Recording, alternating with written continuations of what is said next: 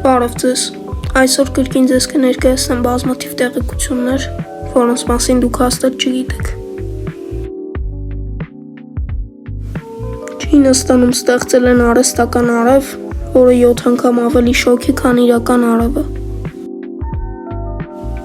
Չինացի գիտնականները հաջողությամբ փորձարկել են արհեստական արև կոչվող իրենց փորձարկումը, որը կարողանում է հասնել 158 միլիոն աստիճան Ցելսիուսի։ Սա 7 անգամ ավելի տաք է, քան արևի միջուկը։ Այս տեխնոլոգիան նախատեսված է վերականգնվող էներգիայի համար, եւ եթե այն հաջողվի լայնորեն կիրառել, դա կարող է ամբողջությամբ փոխել էներգետիկ ոլորտը։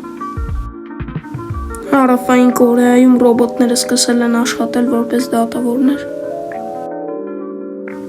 Մի քանի ամիս առաջ Հարավային Կորեայում սկսեցին փորձարկել արհեստական բանականությամբ դատավորներ, որոնք օգնում են դատարաններին ավելի արագ ու օբյեկտիվ որոշումներ կայացնել։ Չնայած նրանք չեն փոխարինելու իրական դատավորներին, բայց կարող են մեծ ազդեցություն ունենալ արդարադատության համակարգի վրա։ Մի մարդ հաջողությամբ դատի է տվել ինքն իրեն եւ շահել $300,000։ Oh my God! Wow! Ամերիկայում մի մարդ, ով պատահաբար վնասել էր ինքն իրեն աշխատանքի ընթացքում, դատի էր տվել իր ընկերությանը, որը պատկանում էր հենց իրեն, եւ քանի որ ապահովագրությունը դա ծածկում էր, նա շահել էր $300,000։ Իրականում նա ոչ մի անօրինական բան չէր արել, քանի որ իրավաբանորեն դա թույլատրելի էր, բայց այս դեպքը դարձավ չափազանց զվարճալի քննարկման առարկա։ 2024 թվականին Հնդկաստանում մի գյուղում գտնվել է 2000 տարվա անության սմարթֆոնի նմանվող արձանիկ։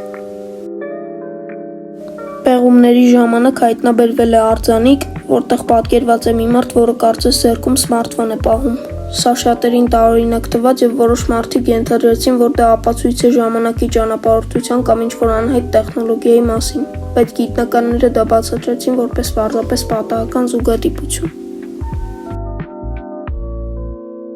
Աշխարհի առաջին սթրիմեր շունը սկսել է ուղիղ եթերներ անել Twitch-ում։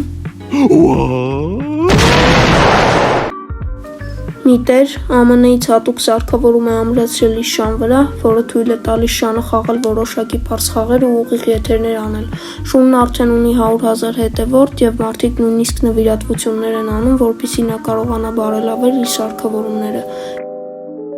Իսկ այսօրվա համար այսքանը։ Շնորհակալություն վիդեոն մինչև վերջ դիտելու համար։